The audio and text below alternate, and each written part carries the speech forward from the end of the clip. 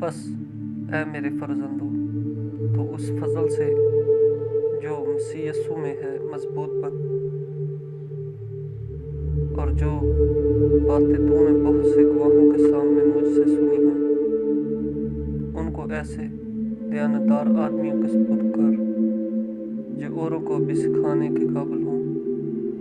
مسیح یسوع کے اچھے سپاہی کی طرح میرے ساتھ دکھ اٹھا۔ کوئی سپاہی جب لڑائی کو جاتا ہے اپنے آپ کو دنیا کے معاملوں میں نہیں پھنساتا تاکہ اپنے بھرتی کرنے والے کو خوش کرے۔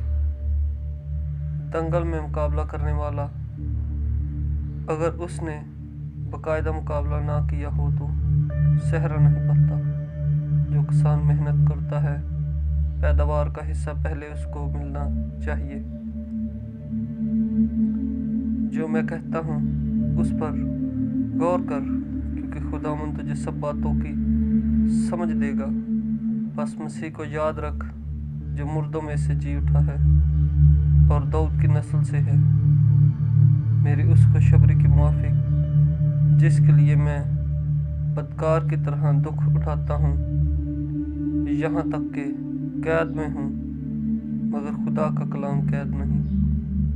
اسی سبب سے میں برگزیدہ لوگوں کی خاطر سب کچھ سہتا ہوں، تاکہ وہ بھی اس نجات کو جو مسیح یسوع میں ہے ابدی جلال سمیت حاصل کریں۔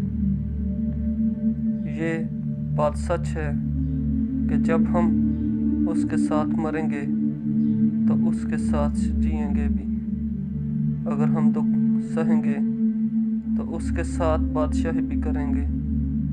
اگر ہم اس کا انکار کریں گے تو وہ بھی ہمارا انکار کرے گا۔ اگر ہم بے وفا ہو جائیں گے تو بھی وہ وفادار رہے گا، کیونکہ وہ اپنا انکار نہیں کر سکتا۔ آمین۔ دوسرا تموتھیوس اس کا 2 باب پہلی آیت سے 13 آیت تک۔ آمین۔